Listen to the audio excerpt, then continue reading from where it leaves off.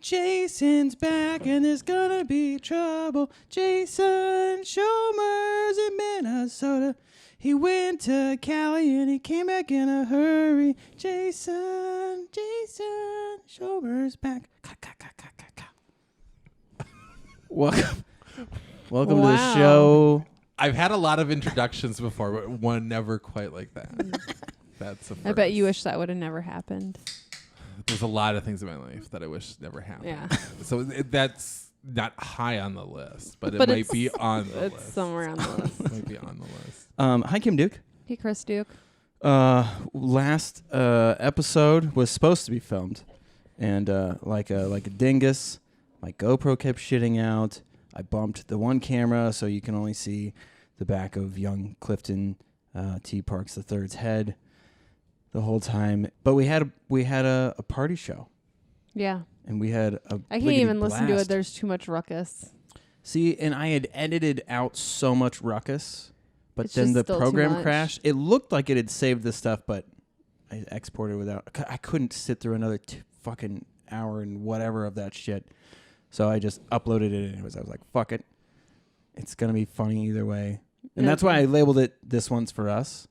Oh. Because we're the only everybody messaged me and they were like, that was so much fucking fun. And I was like, yeah, that was an episode for us. That was us getting drunk. I was And hammered. just, we I didn't realize how roasted each other. drunk I was until I listened to it. And I was like, what is wrong with me? Why am I so loud? Did you see all the people that were here?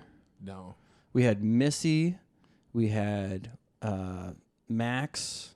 We had James Thompson. James Thompson. No, Stanley, dumbass. What did I say? James Stanley. Dontrell. It's so funny. I always am scared I'm going to call him James Thompson. And so I was saying that in my head. Don't call him James and you did Thompson. it. I fucking You just did. did. You better bleep that What's out. that? Is that one of those Freudian slips that they're always talking about? I always wondered what Freudian would look like in a slip. Well, You see. save it for the stage. There's your new opener. Depending on the crowd, might be your closer too. Yeah. So we had, James Stanley and Andrew Wetzel, Kelly Collins, Caitlin, April, Robert, Pretorius, Clifton. And it was just, it's hilarious to listen to. Like, there's subtle things that happened. We just made fun of each other basically for an hour. There's roasts. I got hammered. And people got drunk. I kissed Robert on the mouth, and then I kissed Clifton on the mouth, and then we both kissed Dontrell on the mouth. Oh, there's a lot of kissing happening. Yeah, it was real awkward. Next thing I'm like, why did all that happen? Why was everyone kissing? Yeah. Well, It was smooches like the way that I kiss my kids goodnight, though. Like you squish both their cheeks, and then you make them go. to bed. Yeah. Not like open mouth Yeah, we kissing. weren't making out. It's like how, my grandma tries to kiss me and I have to turn my face. well, the party's getting less cooler. Yeah, as yeah. you're telling me Yeah. more about it. But no, so that was a blast. Lots of fun. Now, Kim Duke, what did you do with the children's today? I went and got my hair did by my friend, and then we went to the Como Zoo. We went out to lunch and went to the Como Zoo. That was I heard fun. there were some gorillas getting real I aggressive. just fucking love the gorillas. I could watch them all day. Really, I could just stand there and watch them all day. They were pounding on their chests. I've never seen that. It was pretty exciting. And then there's like a one of the female ones. Like apparently they pick at their skin a lot. But she like over picks, and so it looked like she got in a fight. But then they have like signs explaining that she just over picks, and she has a little baby, and it was like hanging on her leg. It was so cute. Oofda. And then that really it was just the gorillas. Everything else, it's Como Zoo. It's So not- the gorillas though, before or after you lied? Oh. I got the mini donuts, and okay, we're with friends, and it's like you don't have that conversation with the other parent. Like, are you gonna buy your kids Dippin' Dots? Because No, it was just funny because Yeah. like, you know what I mean. It She the was first time, so like, dramatic. She was so mad at Dad. Mom lied to me today. Oh, it was a good moment. Yeah. Well, and I didn't realize. I thought there was like more areas in the zoo that had Dippin' Dots, and of course the ones like on the far end. And I'm like, I have to get home. I have to podcast at a certain time. Oh, but it started way late. I could have got her Dippin' Dots, so it's all your fault. I had a very important phone call. But and then I'm like, after we decided to go to Como, I'm like, yeah, of course we're gonna be right by the state fairgrounds. Nightmare. But you know, the rest of her life, every time she goes there, she'll be like, this is where I was lied to. Well, and like Little Duke's, like some gas stations have Dippin' Dots. So I'm like, I'll go buy you Dippin' Dots for half the price. I was going to say, do they sell them at Coburn's? Like, yeah, half the price. Half the price. But it's just not enough. It's different. When she was like, I don't even want you to be my whatever she said up there. I go, you can't say that. That's not very nice. And so then she started crying. I'm like, I'm sorry. Did you go eat your chicken nuggets? I did really quickly. I was wondering where you went. Wolfed them down. I ate 2 of them while I was peeing. Wow. It's crazy that you can multitask and pee and eat food, but you can't clean the house and talk on the phone at the same time. Speaking of which, there's a pee and eat food restaurant opening up in Monticello. What? So we have a guest here today. I'm very excited. We've been trying for a little while, probably like 6 months. I'm too famous. I'm a little less famous. Just kidding. I'm more famous. I have shows up the wazoo. I don't have time to be dicking around in your basement. It's not a basement. I'm moving to California. Where do you live in California? I was there for like 72 hours. You're on a 72-hour hold in California? It was brilliant, yeah. I got a joke out of it. I said I moved to Santa Monica and I couldn't find parking, so I had to come home. That's a good line. It is good because if you've been to Santa Monica, it's a nightmare. It's a nightmare. Nightmare. We were trying to park there the last time we went there, and we were driving through the alleys, and so they have the the apartments in the garage underneath, and I have a picture of it, like 10 whippy can. Oh, whippets. And yeah, someone was underneath there doing whippets. 10 empty cans just laying there. Like, I thought, like, this was supposed to be the nice area. Right. No, wait. I'm thinking about Manhattan Beach. Yeah, you're mixing 2 stories. We drove around Santa Monica for over an hour and then said, fuck it, we're leaving. Yeah. Like, you can see the ocean, but you can't park to get to the ocean. No, it's such a nightmare. Like, you can just drive by it very slowly. Yeah. Yeah, all those stoplights. You can't take the bus down there because somebody jacks off on every route while you're on the bus. I've never been on the bus. So well, from what I understand, there's a lot of public masturbating that happens. For real? You're making that shit up. No, I'm not making that shit up. We did go to the Santa Monica Pier the last time. Not this last time, but the time before. And we had to park pretty far away. Oh, hey, real quick. It was a nightmare. What? Jason Schommer is on our show. Oh. Oh, I'm going to clap for me, too. So you there 72 hours, couldn't find somewhere to park, so you had to leave. Yeah. Yeah. Yeah, it was kind of a disaster. Did you have a place lined up? Or? Yeah, I mean, no, like I was going to stay with my friend and I was going to work out there and everything else, but there's just a lot of, like, the true story is, it's nothing as dramatic or anything as people think. Like, there was no fight or no one was fired or anything. I just got out there and the job became iffy real quick. And I was just like, I don't know if I want to stay out here and bleed out financially right now. And, blah, blah, blah. But I was having a lot of back issues. Oh. Like severe back issues, which I'm still kind of contending with now, 6 months later. L5S1, where you at? Yep. Herniated disc, the L4 and 5. I see. I'm L5S1, so just a step below. Got it. Yeah, it's very familiar. Yeah. Oh yeah. I just did a spinal injection 2 weeks ago. God damn it! Chris did a bunch of those too. Nothing will help. And then they burned his nerves. Yeah, I did. They did the burning of the nerves. Yeah, I was just about to say the phrase, and then that threw me off. I completely forgot what it's called. The burning of the. Did it help? Yeah. No. I had Did it help? No, he did physical therapy. Physical therapy was the only thing that, like, I went to a place where you're strapped in to certain machines. So you're not just working out. They isolate very specific muscles and make you work out those muscles. When I went in, I had the strength of, like, the average 80-year-old man. Oh, wow. And so they had, like, a bunch of work to do. Because I had doctors constantly saying, don't do anything. do something, do more. Like, it was all over the board. So my shit was all fucked up. And yeah, by the time I finally got to people who knew what they were doing, like, it was microderm ablations. Nope, that microdermabrasion's facial stuff, babe. Something ablation. Yeah. It's ablation. Are you sure it's not microdermablations? I'm a female, I know. Yeah. I was gonna say, I think it's like that's face stuff. That's face stuff. Yeah, that's when you put like the stuff on your face and you use like a machine that does this. I used to do it because I thought I could get rid of my freckles if I did that. Oh, it doesn't work. They stay. Is it because they're in the statute of limitations? Yeah. But no, ablation. Yeah, you did ablations. Yes, I did ablations on my back. Huh. A couple of But it them. didn't help. Didn't do anything. You're gonna have to do surgery. I hope not. I have stuff that, I use to try and strengthen my shit up, but I'm back to being in a chair a lot, and that's super bad for that stuff because you can't help it. Your shit starts to curve, and that's terrible. Like, did they do the test to see if your discs are dehydrated? No, it's a really old injury from like 27 years ago. Yeah, about 27 years.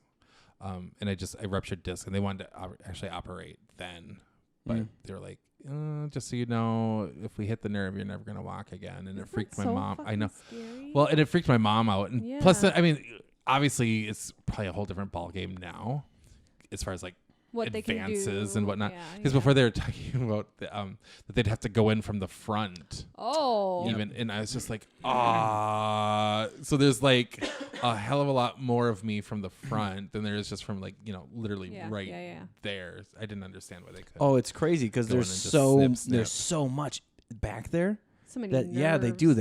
They showed me the whole thing too. Like if I was going to go that route of shaving off part of the disc. Oh, yeah.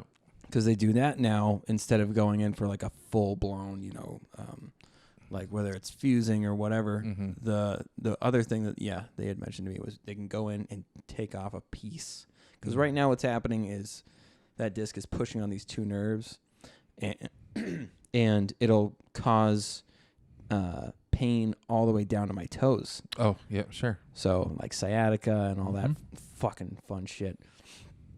Are you on? You'll just be walking, and all of a sudden, like your leg goes like wonky, and you're like, I can't even take another step forward. Yeah. Just gonna stand here and let this pass, hopefully quickly. That was happening to my pregnant friend today. Yeah. Oh well, it's brutal. Fucking breeders, am I right? They got what they deserved. Now let's get to the interview part. I'm excited to ask you. So you had. Damn it! I feel like we're a bunch of like old people at like on a park bench. Oh, my injury! You got that? Well, my Peggy had that. Oh, she had to do physical therapy too. Her doctor got her hooked on them drugs. I helped her get off those opiates, though. Right. Jesus. Jeez. Well. What would Jesus She's do? doing all right now. Not opiates. Okay. Yeah. No. So I'm excited to ask you. I don't know your comedy history, like how you got started. What made you want to do this in the first place? I'm gonna. So you really do a lot of research on your guests. No, That's what no. you're saying. No. We like Have you done blind. interviews before? Have I done interviews before? Yeah. Yeah. Are they like available? Could I like No. YouTube? No, they're probably not. I've been on the radio Do you a have lot. a What are you website where it talking explains about? what got you into What's the comedy? matter with you? No, I don't have a website. And here's the thing. I'm probably like the only comedian in the world at this point that doesn't have a website. You just gave me shit for not doing research, and you don't have a website. I don't, because I just don't take the time to do it. It's really funny. Too much work. It's a lot of. Here's the thing. I grew up. Video games to me were Pac-Man and Q*bert. All right, Miss Pac-Man, Frogger. That's it. Mario Brothers came around like Nintendo, right? Yeah. Like the Yep. whole the birth of Nintendo, Super Mario Brothers, that whole thing. That's where I ended with technology. Like I have like zero interest in a lot of things after that. Does that make sense? Yeah. Like Yeah. I just don't. Like You have an aversion to progress. I get it. I don't have an aversion to progress. That's why you didn't last in LA or in California. Right? Yeah, it's too advanced modern. out there. You gotta. What do you mean? I gotta go on to do an app to get a parking pass? No. What do you mean I have to ride a bird to work? No, I still buy CDs. Get some.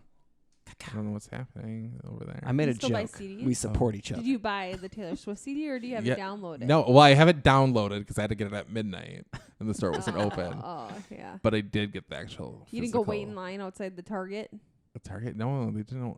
They're not 24 hours. That's true. And you're not going to the Walmart. Oh. But no, you had to go to Target to get the deluxe. Remember when you would go to like Sam Goody or Media Play? Media Play. Yeah. Midnight release. Yep. Kids nowadays don't have that. No. Fuck, they're spoiled. They I don't do. think So at 12. I think they're robbed of really cool things. That was really cool. You know what's funny is I still think of the Sam Goody in the Mall of America. This is back in the day when Jessica Simpson had her like line of like sprays and lotions and you could taste them. I remember going in there when they were first released and being super excited about like tasting all these lotions and stuff. Oh my god. I know. I met Jessica Simpson. I love Jessica Simpson. I met her twice. Go on. How'd you meet Jessica Simpson? Because I used to work at a radio station in the cities. Oh, okay. It's just a funny story because you dropped her name. I didn't. So you opened the door for me to tell. So the first time that she came, it was when she was releasing her first album after Newlyweds, after the divorce. Yeah. So there's like this little gag order that you weren't supposed to talk about, like the show Newlyweds or Nick Lachey, like because it was after the divorce. Yeah, it was like right after, and she just wanted to focus on other things. But she brought her dog, and her dog pooped in like the performance room at the radio station. The dog that ran away and got killed. Is it that dog? I know a lot about. Maybe Jessica I don't know. It was the apparently. little one. I would have to look. I'd have to see a picture. It's fine. Because I was Is it sitting the one next that he to. gave her on Newlyweds? Well, it's like a little brown one, a little tiny brown one. Okay. So is it the same one? I think so. Oh, it's sad. Your well, face he when pooped she said the on one the that got floor. killed. I know, right? Like too soon. It's I was sitting next to the woman who was one of the main assistants to one of the higher ups, and she was a real kind of germaphobe, and everything was in its place. And so like when the dog pooped, she just like I just felt the air in the room get like sucked out, and she got really tense, and she just looked at me and just through her clenched teeth, she was like, "And that's why we don't bring dogs to the office." And I thought it was really funny. Yeah. I was like, well, let's grab it. We can eBay it. So For real. I seriously, like, yeah. I mean, back then, she was a huge star. And so anyway, she was there and we met and, did a photo, the whole 9 yards. So now jump ahead a year or two or whatever. She was coming back when she was releasing the country album. Oh, okay. Because I was working, it was a radio cluster that had like 5 or 7 different radio stations of different formats. And so she was coming for the country station. And so I got to actually go and like hang out because I was friends with the music director for the station. Yeah. So I got to go and like hang out in the studio and hear the album before it was actually released. Ooh. You know what I mean? And so like they were giving her pointers like, well, you might want to strip that one down, or you might want to add some more instruments to this. So it was really fascinating to see like how this all works. So then I had printed the photo of our first meeting. Right. Yeah. So she could autograph it. And I said, I brought a photo from when I met you the first time. I said, would you autograph it? Was She's she like, really nice? Yeah, she was super nice. She was like, absolutely. And so I had it and I go, okay, just brace yourself. I'm so ready for this. Well, no, that's why I said to her, I go, just brace yourself because you're going to get really excited when you see the photo because we're super cute in it. And she's just like looking at me and then she takes the photo and she goes, we are so cute. And it made me laugh really hard. And then she's just like, and I miss having my hair like that. So I was like, it was a good look. Yeah. Oh, that's I like her. beautiful. That's Yeah, a fun she's- story. I don't know. I've just always good. liked her. Now, okay, let's get back to. I obviously don't know anything about your Okay. start. So I gotta ask. this is how I started in comedy. It was by accident. So what happened was I went to college for theater arts, Of course. Not surprised. right? I don't what because I have the flair for the dramatics. Is that what you're saying? But no, I wanted to direct. That was my life dream, was to direct a Broadway musical. And so it was right before graduation, and I was going to direct Grease for the community theater in Little Falls. And I had no plans after that, like nothing lined up in my life whatsoever. And I was watching the Rosie ODonnell show, and I was like, oh, this show, it was the first season, and I was just like, I love the show so much. And a number flashed across the screen for tickets. And I thought, I want to work there. So I called the ticket number and said, hi, my name is Jason Schommer. I'm from Minnesota, and I want to work for the show. And they're like, yeah, this is for tickets. And I said, I know it's for tickets, but you probably know someone that you could transfer me to. And they're like, okay. And so I got transferred, and I did the same thing over and over and over. And eventually I made it into the production offices to someone that was in charge of internships. And she told me to send in a resume and cover letter. So then I hung up the phone. I said, you'll get it tomorrow. And so I hung up the phone and called my professor. I was like, what's a cover letter and a resume? Because I was a theater major. Like, we didn't do that. yeah. You know, like, we could do a play about a resume and a cover letter. I was going to say, do you want an audition tape? Because I have... Well, yeah, exactly. So I was just like, I don't know. What do you even put on one of those? And so she's like, what are you doing? And I was like, I'm applying for the Rosie O'Donnell show. She's like, oh, my God, come over now. And so we did. And this is back at the University of Minnesota Morris. And the next day I had to fax it, and there was like one fax machine in the city of Morris that I had to go to fax my stuff to New York City. and then they called and like, okay, we want you to come out for an interview, but it was the week of finals, so I had to move all my finals, blah, blah, blah, blah. So it was a really long process. But like, your teachers were really great about you. Well, yeah, they're all just like, they're like, why do you can't move your final? Why are you even asking such a thing? It's just like, well, I have an interview at the Rosie O'Donnell show. And they're like, what works for you to take it? And I was just like, well, it's math. Do I really have to take it? Then I just went out to New York. I did the interview, and then they were going on hiatus for a while. And then come and knock on my door. Dun, dun, dun. We've been waiting for you. So anyways, before my offspring interrupted, you were saying you had to fax the thingy thing. Oh, yeah. I had to fax the resume and the cover letter. And then they changed your finals, and then you're like, oh, yeah. So we changed the finals. And so we were in my basement sewing costumes for Grease, and they called and were like, yay, we picked you. Come work for the Rosie O'Donnell show. Be our intern. And I was just like, yay. And they're like, so we need you to start next week. And I'm like, oh, I'm in the middle of a production of Grease. Can I maybe start in August? And they were like, okay. And that's, like I always say, that's just the audacity of youth, where you don't know what you don't know. Do you know what I mean? Like, here's, you know, the top television show in the country that's regularly beating Oprah in the ratings. Oh, yeah. Offering me a position. And I'm like, that's not really going to work for me. You know what I mean? Like, just nowadays, like, drop everything and be like, I'm on my way. I'm halfway there. And so that's just the shift of the times, I guess. But anyway, so I was working there that the writer said I was funny. And they were like, you're really, really funny. You should do stand-up. And I'd never even really seen stand-up except for one time a comedian came to campus when I was in school. Mm-hmm. And that's the only exposure I ever had to stand-up comedy. Mm-hmm. And so they're like, you're really funny. You should go do it. And I was just like, okay, maybe. And they're like, no, okay, seriously. And so they called down to the New York Comedy Club and got me a spot on the show. And they're like, okay, you're doing it next week, whatever day it was. And it was December. Because I remember we all went to Scream 2, I think, afterwards. You lied to me. No, I told her to just so she wants. Yeah, you just lied to her again because Lena's not helping. What's going on? What's she trying to do? She wants a piece of cake. There's only a little bit left. I said, just put a fork in it and just eat right off the container. The cake you were gonna throw away. Yeah, I was gonna throw it. She wants to eat it. It's her birthday cake. Okay. Okay, go ahead. So yeah. Okay. Your first time was at the New York Comedy Club? It's the first time I ever did stand-up comedy. It's asshole. I didn't know anything about it. They just told me they're like, listen, just so you know, you're gonna bomb, so don't feel too bad, but everyone bombs when they start. Don't touch the microphone, and the lights will be really bright. They're like, just focus on what you're saying. So I was just like, bright okay. lights, nothing. I'm used to much brighter lights. And so I was that's really dim, but I didn't want to be offensive. I was just like, Jesus, I'm gonna tweet. They don't even have proper lighting. So, anyways, wait, you have an app on your phone, Twitter? I thought you weren't all about the maps. Oh shit! I have it. I don't use it very often. Website, it's the 8-bit. I have Twitter and I have Instagram and I have Facebook. Okay. So all right. So all the necessities. No, I got up on stage. I literally took the microphone out of the stand, and sorry. It's okay. Sorry. It's all right. You guys should do a podcast about podcasting with kids. Dude, the weird thing is, so when we don't do video stuff, like, nobody knows that this shit is happening. I know. It's the magic of production. It's like I edit the shit out. So like, how are we gonna edit this? I know. That's what's frustrating me right now. now. Just stop moving, Jason. Stay completely still. Cut away. Well, okay. So we have two cameras, right? So what I'm this is what I'm thinking.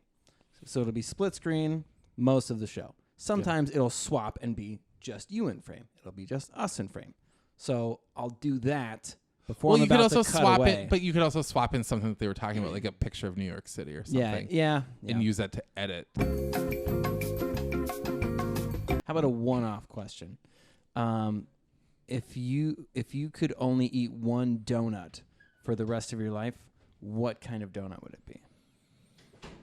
Probably like the chocolate covered, like the regular one. But the custard filled one. Oh yes. Not like jelly. No, the jelly but ones are like gross. Custard. The custard ones, and not the fucking cream best. filled because it's too sweet. Right. Like it has to be the custard. Bavarian one. Yeah, You're saying that I got you. Because then it's Nice. not a dry, crunchy donut. Right. It's still, Yeah. Yeah. Okay, so you did well. You grabbed the mic. Yeah. So what I did is I walked out on the stage, and I couldn't see anything because it was just the lights were super low. But hey, I have a theater degree at this point. Like I've been on stage, I know what to do. But the lights are super low and right like there. Yeah. And so you really couldn't even see people in the front row. Like it was just that intense. And I just seriously grabbed the microphone out of the stand, put the stand behind me, and I just went to town. And I told jokes about, the classic fish out of water, being from Minnesota and in New York City for the first time. And, they were terrible jokes, but. But how did it go? Like, was it received? They went crazy for it. Oh! They went crazy. The club asked me back, and I never went. I love it. Because I was just it's just a one. I just did it because the writers told me to do it. Yeah. Oh my god. I had no desire. I didn't do stand up again for like a year after I that. hate you. So the first 10 years that I did stand up, I did it like once a year, and they're like, oh, can we come back? We would love to put you on another show. I was just like, yeah, no, we'll see what's going on. Motherfucker. I love that. Well, it's aggravating to me because if I think back on it, and I think like, God, if I just would have went back, who knows what would have happened? Yeah. But I just had a whole different life path like in my head. Okay. Yeah. So you desperately wanted to be a director. Mm-hmm. Have you fulfilled those dreams of directing? Yeah, I direct quite often. I just look at the amount of work and energy and time that it takes into doing a musical and, putting it all together and dealing with, 40 really needy, types of performers and, you know what I mean? Like that sort of thing versus, I can go and, go do my own show and have it be a lot less of a hassle. So when did it pick up steam and you started doing it more? Probably about 10 years ago is when I really just started doing it consistently. Because before that, I would do a few shows here and there. Yeah. Wait a second. So you're doing it every now and then for 10 years. Like basically just sporadically. Yeah. But you're getting shows just from the sporadic stuff? Yeah. God damn it. Because people would be in the audience and they'd be like, oh my God, you're so funny. I love you. I've come do my show. And I'd be like, I know. Okay. Well, no, it wasn't like an arrogant thing. I didn't know what I didn't know is the thing. Like, because I didn't start doing it like in comedy clubs for the most part. Okay. Like I would just kind of do my own shows. Ah, I see. And so, because I was like living up in Little Falls, after I came back from New York, because there was like a health scare with my mom. And so when I came back from New York, I see. I was up there and I was just like, well, I'm here. I might as well do something. Yeah. And so, but like I would do like the contest at Acme and like I won my night, Okay. I remember like Colleen Cruz was the MC that night and she was a professional comedian and she was so funny and so hilarious and she was incredibly kind to me and she was like, you need to be doing this. You are a comedian. But even at that point, I was just like dabbling, because I was still doing a lot of theater stuff. How did you transition from? So I was there for season 2. Okay. And so it was at the end of season 2. There was that cancer scare with my mom, and so I ended up coming back to Minnesota. And I was young, and I was just like, well, I'll just go back to Minnesota for a while, and then I'll head out to LA. But LA's always been like this like elusive thing. Like I always have the intention of going out there, and then it just always bottoms out. Interesting, right? How life Which works. is ironic because you're such a top that it always bottoms. Oh! Someone's got gay jokes. Look at that. Wah, wah, wah. I do love LA. I do too. It's like Now Kim and I are having a conversation. It's like, bye, Chris. Yeah. I like this sounds so weird. Like I grew up in a small town. I'm not gonna Malacca, and I never felt like at home there. Like I never felt like I belonged there. I was always so different. And then like Becker is very uppity, and I don't care about stuff here. Like I don't care about the sports. This town's very focused on like who do you know, this and this and this, and I'm just like. And it's like when we were in LA, it's like no one cares. Like everyone's just chill and laid back. Too many people to get involved in anyone and else's I'm like, business out there. I love this. Mm-hmm.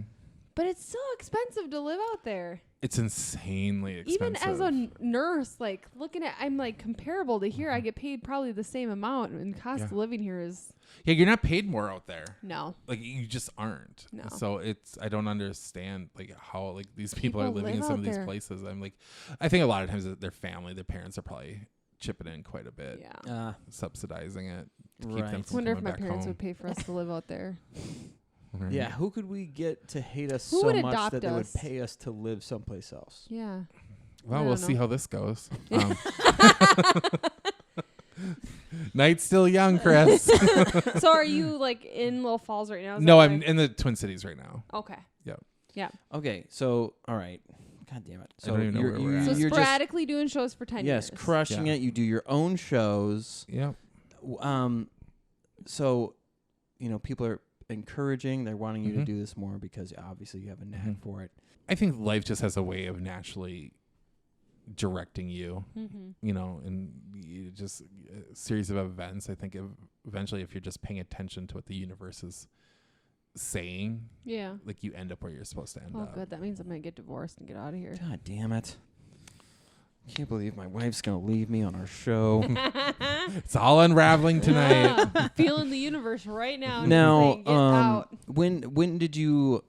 So you've done road gigs, I Mhm. would assume, Mhm. right? Done some touring with folks. When did that start? Do you recall when you finally? It just started kind of really organically, just performing, because then people would be like, "Oh, I've got this show out of town," and then like you would go and do it, and then it just kind of like led from one thing to the next Okay. in a way that you didn't even really realize that that's what was happening until now. When you look back, you're like, "Oh, okay, yeah." So I obviously have to ask about Louie as well. yeah. Were you guys? Did he see you and you guys became friends and then you started working together? He or? saw me perform because he did this thing called stand-up boot camp. And I had just been laid off from the radio station because that's when they were Clear Channel and they were bought by Bain. Oh, Clear Channel, that's right. And they did the insane amount of layoffs, which I forgot all about that. I was walking Adele down to Studio C performance. And she looked at me and she's like, "Why is everyone crying?" And I was just like, "Well, we just had a bunch of layoffs today. Like, have a good show." So yeah, it was they did it on Barack Obama's inauguration day because they thought that the media wouldn't pick up on it because it was a nationwide thing, like all these jobs. Wow. Yeah. And so then it became Bain, which then eventually it became iHeartMedia. Yeah. But That wasn't that long ago. no, maybe 7 years ago, 8 years. Yeah. Because Somewhere there. we have friends that work at iHeartMedia. Oh yeah. Now, yeah. I know them. So yeah, That's cool that we know weird, right? similar people. Yeah. But Yeah. so Not naming names right now, but I yeah. don't want to No. name drop. Just I mean, Simpson. they've all been Jessica on the Simpson. show. Yeah, I know. I've seen posts. I don't know if you saw. Uh-huh. I didn't realize how fucking what a powerhouse you are. Oh, I'm not a powerhouse. Bastard. I'm just always hanging around. I know You're the just it always crowd. there. I'm just gravitating. I like the it crowd's like ahead of me, and I'm like, wait How up, did you get- guys, wait up, and then eventually they're just like, fine. So you were Oh, so anyway, doing the intern. So then you ended up doing comedy, and then you ended up on radio. yeah, no, I was just a receptionist, Oh, okay. but that was funny. So they'd have me go and do all these bits for them, like on air. Oh. I love it. Okay. Right. So then so all the stations, like I K102, the country station, we used to do this bit called From the Trailer, where I would do a movie review based only on the trailer. Oh, I love that. Yeah, it was really funny. I was listening to some old ones they were pretty So good. then you were laid off for a while, and then you're like, So I was laid off because they did. this Well, they did it in contest, 3 or this- rounds. So they did it like the first round where they like it was like a bloodletting where just tons of like on air people behind the scenes. Everyone went. Wow. There was another round where even they let go of HR, which was insane. Like, it was colossal. Because every time I was like, listen, do not do this to me where I, at the front desk, because I was given a name, like the list of names, I mean, like, okay, when these people come back through, they have to make sure that they leave because they're being escorted out. Because even though they hadn't done anything wrong, it was just very, corporate America. Yeah, that's what you have. Yeah, you're allowed to. We'll walk you to your desk. You can take your purse or your bag, and then we'll take it out. We'll send you everything else. Type thing. It's because I was paranoid, like that I was gonna be the last one laid off. And they're like, "We're not gonna lay you off. We're not gonna lay you off." Which then you're thinking, well, yeah, that makes sense because usually when a company goes under, it's just the receptionist and the president that's left. That's because the president doesn't know how to lock the door or turn off the phone. Oh my God. You know what I mean? So you're kind of, you're still there by necessity. Yeah. Not because you're a valuable employee. It's just because you're the one with the key. And so. That's so good. Yeah. So round 3 of the layoffs came and it was one person and it was me. I was the only one laid off. You looked at the list. You're like, well, it happened. It was super weird. It happened at 2:30 in the afternoon. They're like, can we talk to you for a minute? And I thought something happened, like an accident or something, because like my boss was crying. She's like, "Can I talk to you for a minute?" And I thought, like, seriously, like they're gonna do like, we have to tell you that your family was killed. You know what I mean? Like, my gosh. that's what I thought. Like, because like, why is my boss crying and wanting to talk to me? And so she's just like, we have to let you go because of financials, blah blah blah. And I was just like, this weird shell shock where I just like stared at him for a minute. Like, is this even happening right now? Is this a bit? Yeah, they're like, and they were changing what they were doing is they were changing the position from full-time to 2 part-time positions and stripping it of all like health benefits, vacation time, sick time, all that sort of stuff. Bastards. I know. And I was just like, well, I really hope, changing that keeps the company afloat. And so anyways, they offered me, this is just what I love about it. It's all coming out right now. Like everyone else on the other rounds that were laid off, like they were literally slid over a severance check. They're like, sign the paperwork. Here's your severance payment. Yeah. You're gone. It's over. They offered me one of the part-time positions. And I was just like, no, I'm not working at a job where I'm now being paid half. And I don't get the lose benefits. my medical benefits, dental, like all this stuff. I'm an adult. I need that kind of shit. Well, right? Yeah. And so they're like, oh, well, we thought maybe it would like work well, with your, performing schedule. And I'm just like, okay, no, like, because if that was the case, then I wouldn't be working here at all right now. Yeah. And so they didn't even have like my severance stuff. Like they're like, well, we'll have to put everything together for you. They thought for sure you were gonna. They thought it was in, like it was happening. God. And so I wasn't even escorted out. I was there until like 5:30 or 6 because they're like, well, if you want to go tell people, that goodbye, that's cool. We'll have someone cover the desk for the rest of the day for you. And like people came down and like helped me pack up my stuff. They're like, we can't believe this is happening. They were so angry, like so angry. And so then they called me 2 times at home that week to see if I'd reconsider. Like I had to be like begging, like just give me my severance package so we can just be done with this so I can apply for other positions. Other positions and just unemployment. Like yeah. they were holding up unemployment, everything. And because that first week of unemployment, you don't even get anything. Yeah. So it was just like I'm like I can't even be fired, right?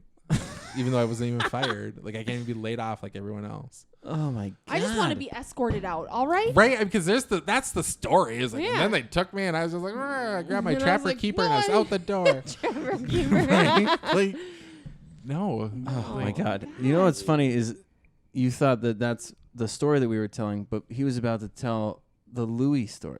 Oh, so that's how it all. That's how it's all connected. So yes, that happened. Then he did the stand-up boot camp thing. So here's the thing. Gosh, So I was laid off in March, but that previous December, just a couple, right there you go, Chris. How you like that?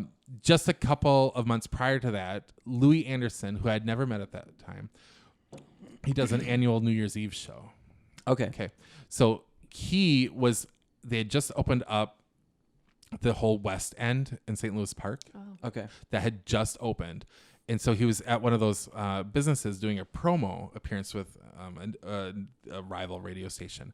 And all of my coworkers had gone out and they came back and they're like, oh my God, Louie Anderson is, just like literally down the street. Like, and I was just like, oh my God. And they're like, well, here, I'll cover the desk. Go meet him. And so, cause he was signing autographs and stuff like that. So I'd never met him. And so I met him and I was just like, oh my God, and he's just like, oh, hey, cause we look kind of alike. So this weird recognition between the two of us. And we're talking about, he's asked what I did. And I told him I worked at the radio station and I do comedy. He's just like, oh, well, we're going to be doing, a boot camp, coming up this spring. You should really come and check it out. And so it was just this like really intense comedy workshop for like a weekend, and it was awesome. It was so amazing.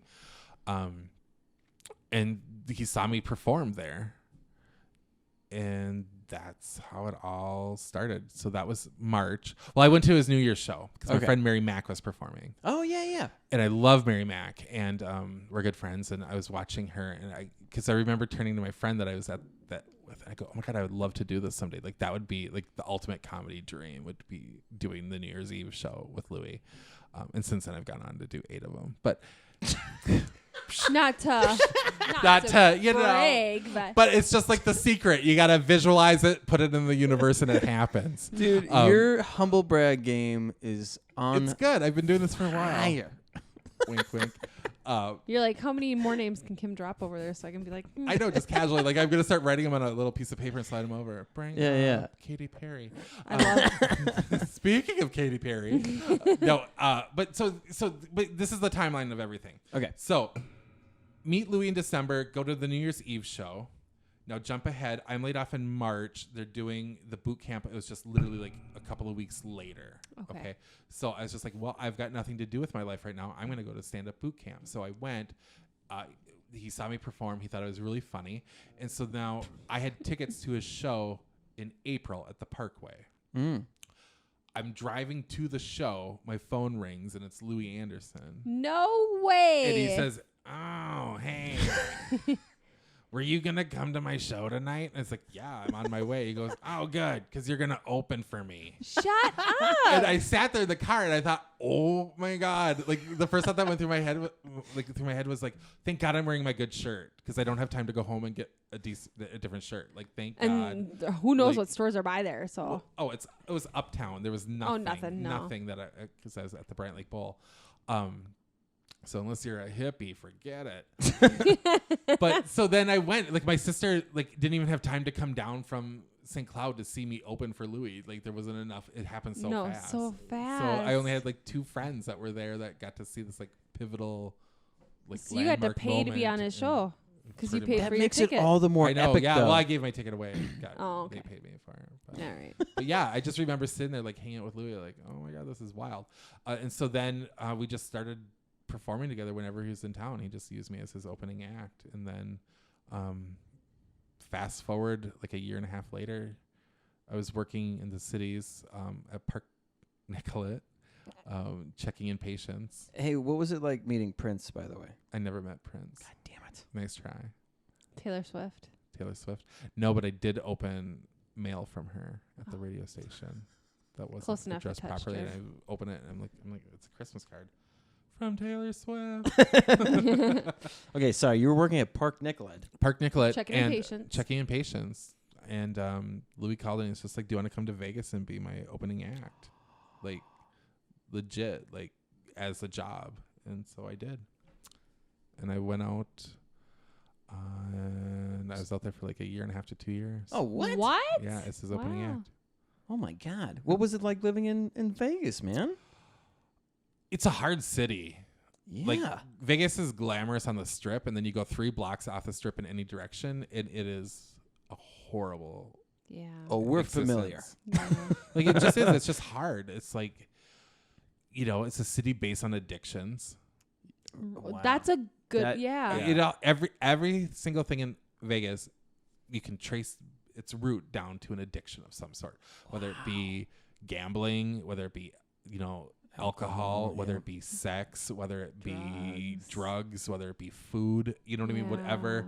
Like, so it's just a very addictive culture. Yeah, yeah. I remember being at the grocery store and I have a joke about it, but literally being at the grocery store and they robbed the bank branch inside the grocery store in the middle of the day. It's just, there's a level of desperation there that that I've never seen anywhere else in the world. Yeah. You know, and it's hard. Like it's hard mentally.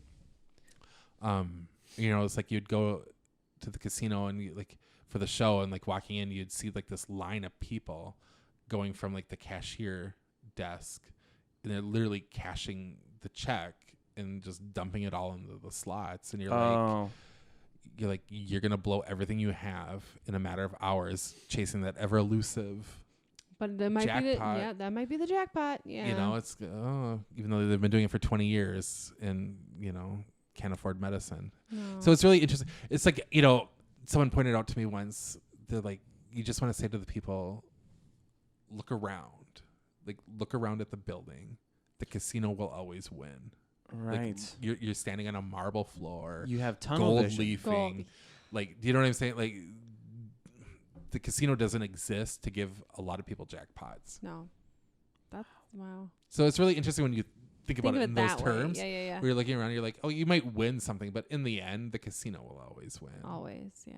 Look at the That's millions the and name of millions this and episode. millions of dollars. The casino always wins. The casino always wins. In this Always win. case, though, the casino is Jason. You know, Ka-ching. we did. Always We win. went to Vegas for our Jackpot. honeymoon. Chris won a free trip, so Oh, free yeah. hotel, free flight. And we're not gamblers, so we gambled. We put $5 in and won $35, and it paid for our breakfast. And we're like, done. Right. We're not gonna gamble anymore. Because I'm not a gambler either. Like the whole time I was there, like seriously, I gambled $5. Yeah, that's us. And that was when my dad came out because we were playing Mystical Mermaids. That was his favorite game. Tell me if you've done this, but we did this.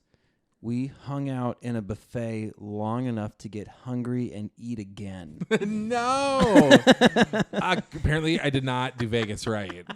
I'm gonna have to go back. Well, we did stay at Circus because it was the cheapest place to stay at. But and then we went to this kind of like casino a little bit off strip. It's like $5 steaks and karaoke 24 hours. Oh wow. Yeah. We did There it Vegas is. weird. Oh, dude, you would have loved this. The bartender was like that broken down lady who came out to fulfill her dreams and became a bartender at a 24/7 karaoke because when she sang, it was beautiful. Was she the But pregnant you one? no. Oh. But when you heard her sing, you almost expected somebody to like in the booth next to you be like, she was gonna be the next Britney Spears or like some Right? like that type It of is. thing. It's a city of broken dreams. It really is. Everyone was gonna get I was gonna be a showgirl, and I was gonna be this, and I was Yeah. gonna, have my show on the strip, and like. Chris's oldest brother's best friend's wife and her twin sister lived in Vegas for a long time. They were like a twin act. Oh, yeah. And now she lives in Wisconsin. Wisconsin. That's right. She's working for a dentist's office. Yeah. It's tough there. Yeah. Yeah, we And hot. Yeah. And when they'll have those dust storms, it's like you can't even see. Oh. I made a mistake in my apartment. I once left, and I opened the windows when I left because it was kind of cool out. And when I came back, everything was coated in like this film of That dust and dirt. And I was just like, oh, that's why no one opens their windows in Vegas. That's like a place. It was nice. I mean, you visited it, and it was like, oh, I've been to Vegas. Would I go back there? I don't think so. Well, it was weird because like living there, I said to Louie that one day, I said, I go, it's just something just doesn't seem right here. Like in the city, something's off, and I couldn't like figure it out or place it. And then a couple of weeks after that, it hit me. I was like, there's no squirrels. Oh. And he's like, well, yeah, because there's no trees. Right, to, right. Support, Yeah. And when a you're from squirrel Minnesota, habitat. we want water and It's- squirrels. Right. And if there's no water or squirrels, But it there, was I just don't wanna be there. jarring to be outside and not to see a squirrel everywhere. Yeah. It It's was so just- interesting. It was really weird to me. So are you like observational in that way? I would not have thought to say a city built on addiction, not having squirrels there. That's such a trip. Like, is that like, do you like Little Falls? I do. I have a complicated history with Little Falls because I hated it growing up. Yeah, we always hate where we come. Yeah. Well, I mean, I don't know if you knew this, but you're gay. When did you know? What? Shut This up! podcast is over. You can't take How someone out of the dare closet. you? That's my story to tell. That's not on his website. Yeah. Nice. Get some. Funnier than he is. No. So, but growing up in towns like that. Oh. It was terrible. Yeah. It was absolutely terrible. Here's the thing. Like, it's like you talked about, like, not fitting into your town. Yeah. And I just, growing up and being that square peg in a round town, it was tough. Mm-hmm. It was absolutely tough. There was no one that was out. There was no one that was gay. Like, no one other than, let's say, rumors about a teacher or something. Yeah. Oh, yeah. All I ever wanted to do was just get out of there Yeah. and never return. And then, as you get out into the world and you just start to kind of put things into perspective where you're like, oh, granted, yes, was I bullied in school? Yes. Was it, all these horrible things happened? But that could have happened anywhere. Yeah. Honestly. And then you start thinking like, oh, well, it kind of was an easier childhood growing up in that small town where you could walk to the store and not be kidnapped and It's true. all those sorts of things. Murders aren't happening. Well, all the Yeah, time. like it's just different. Like, Yeah. growing up in Manhattan is entirely different Oh, Yeah. than growing up in small town America. It's so you just look at those things and you're like, there's pluses and minuses to everything. But then as an adult looking back, I don't know if it was as bad as I thought it was. Does that make sense? Because we make things worse in our head as a teenager. I think usually things go one or two ways. But When hindsight is always 20/22. Like it's hindsight 2020, but there are kids who go through what you went through, and it's their breaking point. absolutely. Like, if you're mentally not, you obviously have a bit of a thicker skin, and maybe what you went through lent into that. And so now when you look back on it, you're like, oh, that's nothing compared to the shit that I've seen or what have you. But like, yeah, because I was explaining it to my parents because like when we were voting on, perhaps what was it, 54 or whatever, gay marriage. Oh yes, yeah. My parents couldn't wrap their head around like who cares? Why does it even matter? Like why do they need to get married? Like and it's like I don't know if it's you so much don't- your dad felt that way though. no, yeah, because he was the one that tried to make a joke out of it, and I Oh. was like, you don't understand. It's nothing to you because it's available, Absolutely. and so of course your thought process is going to be, well, who the fuck cares? Why would you even? Well, it's need like to the do argument of the whole, like, why do you have gay pride? Like, there's no straight pride. But people don't realize, like, well, straight pride's pretty much every single day. that? Yeah. The fact that you don't even, like, that the two of you could walk down the street holding hands and kiss or something, and no one would ever even think twice about it. But if two guys were to do that, like, it becomes this, like, thing. Yeah. But It's so just- my point was that it's this outside perspective. You survived, but there's some kids that like they don't have the mental capacity to be able to make it through. Because I'm sure there's stories that you would tell people and they go, I don't know Why how are you I going would so deal with deep that about situation. this? Because you grew up in a small town, Yeah. and I knew because I grew up with two guys that were bullied because they sound gay, and they were constantly telling people that they weren't gay. They are now, but like they were forced to like Here's on a the daily thing. basis have to confront that. It's a weird thing because when you look back, even if you don't fully realize that you're gay, a lot of times people around you know. Mm. Do you know what I'm saying? Like when I came out Yeah. to my mom, she looked at me and she was just like, well, it was a big dramatic moment in my life. She's like, okay, yeah, I always knew. You know what I mean? Like I'm Yeah. hysterical bawling. I'm like, oh, you're going to throw me out of the house. She's like, Jason, I knew you were gay when you were 5 years old and you put a dress on the toy dinosaur. Like, it's fine. Like, Yeah, I'll walk in yeah. a parade with you. Aw. You know what I mean? Like, yeah. My mom was incredibly supportive. Like, literally, I was like, I didn't, because I came out, when I came out, it was Thanksgiving break when I was in college. I left everything in the car because I was convinced I was going to be thrown out of the house. And even though looking back, like, well, it was probably would be more weird to everyone around me had I been straight. Does that make Oh, sense? yeah, You know what I mean? yeah, Like, but you yes. just don't see these things because you don't want to do it. Like, I had 2 No. dates to prom. I had a quote unquote girlfriend in high school because like I just couldn't be the gay kid in school. But it was really funny because like my mom was like, "Well, where's your stuff?" I was just like, "Well, I'm not going to be able to stay here." And she's like, "For crying out loud, go get your stuff. What do you want for supper?" Like, you know what I mean? Like, yeah, I it was love so. that. Yeah, it was a really. I know I'm very fortunate Yeah. in many respects Yeah. to have have that be my story. Yeah. Because I know for a lot of people it's not. No. Okay, so since we have ADD, let's go back to this Vegas thing. You were there for 2 right? years. We're going to need a flow chart and laser pointers to connect all this. So you're in Vegas 2 years, Yeah. open for Louie. What happened after that? He was just going to go do other things, like more TV stuff. And so he was... Was it baskets? Not yet. Oh. Because Splash was before that. Oh, okay. But so he just wasn't going to keep his theater show going anymore. Yeah. And so I was just like, well... And plus, at that time, my dad was battling cancer. Oh, shit. I know. Yeah, jeez. it's a disaster. And so I just... it was one of those things where I'm in Vegas working.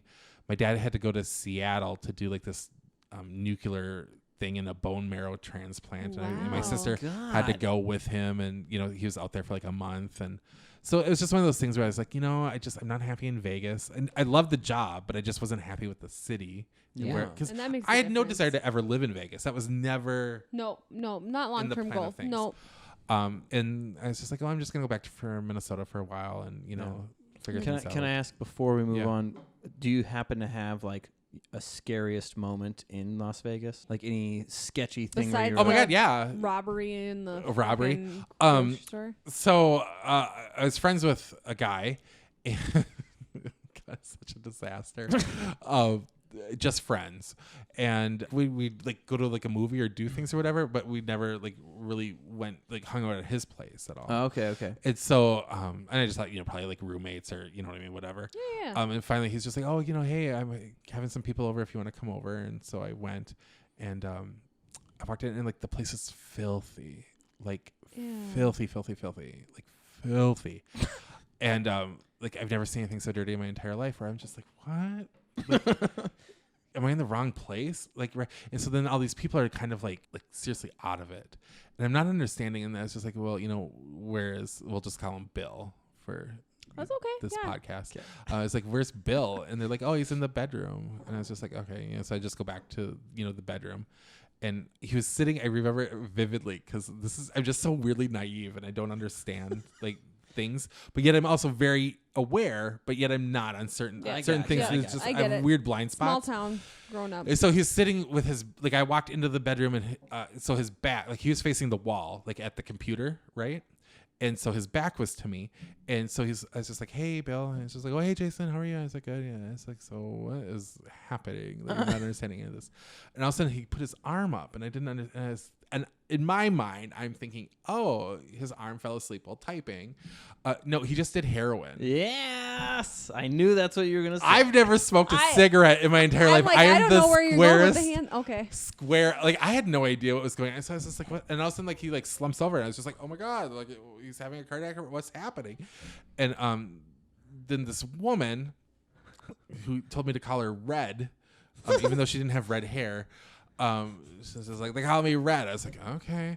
And it's just like, oh my God, what do we do? And she's just like, oh, he'll be fine in a little bit. And I was just like, what? Like, I didn't. She's just like, hi, he's just doing heroin. And I was just like, come sure at again, that like time- back up. And then it was just like clear eyes. And I started looking around. And I was just like, there's like a million hypodermic needles like everywhere.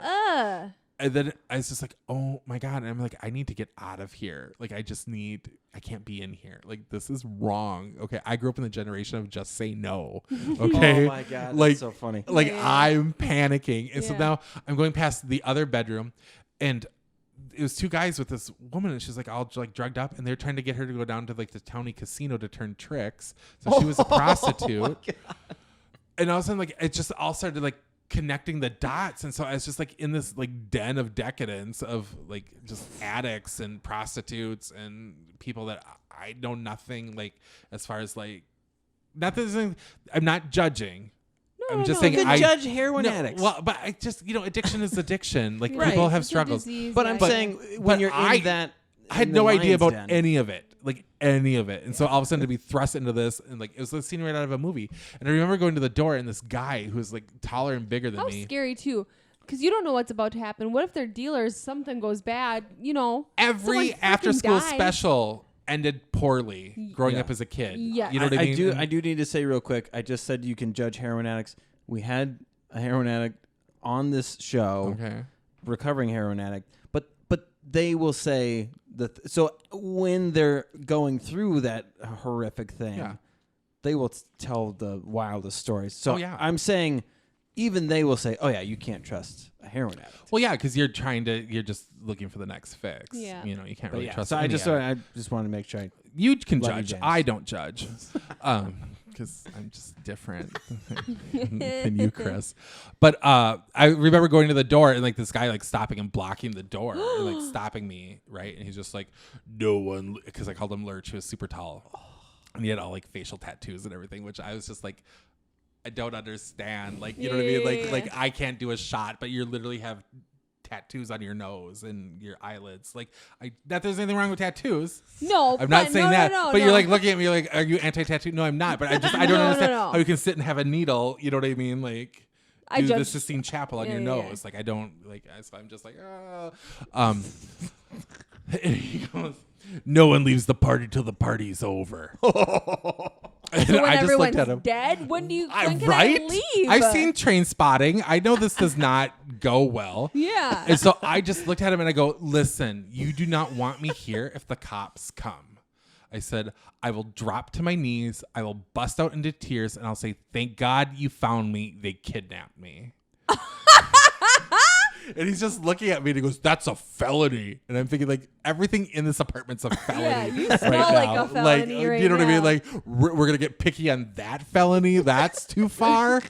Kidnapping's too far. Right? And I go, yep. I said, I honest God, I looked right at him and I said, I will literally say I was at a red light and you pulled a gun on me and I am here now because you kidnapped me. How ballsy of you to say that. And he's like, the weird thing is a few weeks before that, a girl was actually kidnapped in Vegas. Oh! Like, two people that worked in her dad's company had kidnapped her. Literally, she was going out to school. They snatched her from the front step. They found her like 3 days later in an abandoned apartment. So that was all in my head. Like, welcome to Vegas. So, you know what I mean? Like, everyone was talking about it. So I knew, like, if I, just because what could possibly be worse? Right. Like, how can, and so I was like, I will sing like a bird. And they're like, yeah, you need to go. And I was just like, yep, absolutely. thank you. And so I went up to my car. I was just like, holy shit. And so when Bill tried to call you, were you like, sorry, Bill? I never spoke to Bill again. Oh, my God. How the fuck did you Is Bill still alive? Do you know? It was just at a casino. We were just talking. It was like after a show one night. And so, and like I was there, like I knew Louie, but I didn't know anyone else in the whole city for the most part. Sure. Yeah. Because, I just, it wasn't my scene. Shit. And so I was just like, someone to hang out with when Louie's out of town or, you know what I mean? And so. God damn it. So you get kidnapped and And then. they try to force you to do drugs. That's scary. Right? I know. I was just like, and I just kept thinking, I was just like, it's so dirty in here. Like how, Why aren't they cleaning? Because they're not with it half the time. Well, they're all hopped up on the heroin. But I kept thinking, like, how do they even cook dinner in this place? They're like, cooking something else. Right. I know, a little meth lab in the bathroom. Oof. Isn't that bananas? Yeah. That's It a good is bananas. story. I've lived a life. God damn it. That's. Damn it. Oh, I this don't is have any fantastic. stories. That's why I can't do comedy. I love it, man. Okay. So then done with the Vegas thing, come back. Dad was ill. Yep. Dad was ill. So just working, doing shows and Okay, so that's what I was going to ask. Because I see you posting shows that you're creating yourself and that are doing well. Like when did you like really take the reins on that and say, I can do this and do it well? It must be your theater background too. Yeah, I was gonna say it just seemed to be like a natural progression of what I had been doing. It was just if you're different doing because like my stand-up shows in the beginning, they weren't even. I mean, they kind of were in that gray space that lives between comedy and storytelling. Kind of like think of like a Mike Birbiglia. That type of format. And so that's what those shows were kind of, obviously there was more stories, but had a ton of jokes in them. Yes. So it wasn't like a 10-minute story for one laugh. You have to punch them up. I know. I have stories and I try and do stories and Chris is like, you got to make people laugh like in between. I'm like, I literally find the jokes. Just did my first only storytelling set. I was like, I had some weird stuff happen to me when I was a kid, and people don't really know, like the guy getting shot, and I didn't tell this part of it, but like I didn't know that I was helping my friend's mom sell weed. Oh. Like I went over to hang out with my buddy, and he was like, "Yeah, we got to go bring some stuff to the neighbors." Mm-hmm. And what we were doing was delivering weed to people, and I was like 8. Oh. And we got zebra cakes afterwards. And This sounds like a Netflix TV show. and they let this chinchilla out of its little cage so I got to play with a chinchilla and eat zebra cakes. But they didn't know I was like super allergic to chinchillas, so it kind of backfired. And that you're also secretly a drug mule. But yeah, so like storytelling, and you do clearly, there's storytelling on like an intimate level, and then there's the theatrical version of storytelling where you could describe the way that the waves are crashing and you can feel that through your voice type of performer. And so I would love to see that. I still have yet to be able to go to one of your big ass shows, but well, you're welcome anytime. Okay, I remember what I was trying to say. Was that, it only makes sense that you're in charge, not only of making shit happen, but when you get on stage to let the audience know, I'm here to take care of you. But here's the thing. Anytime you work in entertainment, you're always going to be at the mercy of someone else. Always. What do you mean? Always. As far as like the next job, the next gig. Oh, this booker doesn't like you, so you'll never work at this club. You're always going to be at the mercy of someone else. It was like getting a theater degree. They'd tell us like, oh, so you want to act. Okay, well, that's great, but so does everyone else. You can work in theater if you also learn how to build sets and sew costumes and become a prop designer. You know what I mean? So like learn all the aspects of it, and then at least you're still within that industry while you're working towards your goal. And so that's kind of like comedy. Like I remember like starting out and like, here's the thing. Comedy is still this really weird, like, how do you even, like, industry, I guess you could call it or something. It's a scene. Whatever it is, the scene, it's weirdly still sexist. Oh, yeah. It's still weirdly homophobic. I don't think that's weird at all. Like it's so, but like compared to everything else in the world, you know what I mean? Like there's very few clubs that book openly gay comics. Very few, like really? Especially if you look at how many gay headliners do you know of other than Ellen? Oh, like think about it. Yeah. How many? You could probably and even but she's a headliner. Not even like I think Tig's more famous for having cancer in the set she did. Oh, right. You know what I mean? Right. Like that's what really propelled her into. Oh, I see what you're center saying. stage. Like, but you know what I mean? And she just happened to be gay. But like how many, there was Rosie O'Donnell, who at the time of her show she wasn't out then. She's out now. There's just not that many. Yeah. Think about it. You could probably list 10 comedians that are straight. Can you even name 10 gay comedians that are famous? So it's a weird. That is weird. That's so interesting, especially like in 2020. In the spirit of I that, have friends that are gay that have performed at clubs, and they're just like, it was a little gay tonight, and it's just like, oh no, really? Like really? So it was a strange thing, like to be gay, because it's like, okay, so how can I be who I am, but yet not make it an issue that would limit me or like kind of paint myself into the corner? And so I'll talk about it on stage, but I don't really have gay material. Does that make sense? Yeah. Like, all my stuff is pretty. It's like pretty relatable, no matter who you are. Like mentioning a date doesn't need to be the defining point where you're like, making it about the fact that you're gay. That's just I went on a date. Yeah. So and so went on a date. It's the same thing. Same thing. It's just we all go on dates. Mm-hmm. And so is that what you're saying? Like you're trying to make so for example, I'll sometimes tell a story about like how I just don't have any game. Like I am the world, like, you know what I mean? Like I'm terrible. Like I don't realize like if someone's flirting with me, I don't get it. Like it doesn't connect. And then when I try to like quote unquote flirt, it's a train wreck. So like I was chatting with a guy online, right? And we had been talking for a few times, and he's just like, "Well, do you want to exchange numbers?" And I thought it was like, and I was like, "Oh, here we go." And I go, "Yeah, I've got an extra 7 and a 4 and a 3, and I'm looking for a 2, a 9, and a 0." Right, I thought that was like super funny, and it's not, but I thought it was hilarious. It was just like, yeah, bye. And so like, you know what I mean? So it's a joke about how I don't have game. But obviously, I'm talking about my experience with it. Because I think there's a lot of gay comics, and it's not right or wrong, but they'll just get up there and they'll like be incredibly graphic, right? And they lean in, or super sexual, like like super sexual, and like the things that they say, you're just like, okay, well, I don't know if necessarily like it's backfiring on you because you're gay, or if it would be anyone up there talking about the things that you're talking about. That's the thing too. Like, I don't even like listening to straight people go into depth about stuff like that either. I'm like, it's just not my scene, and there's, like I said, there's something wrong with it.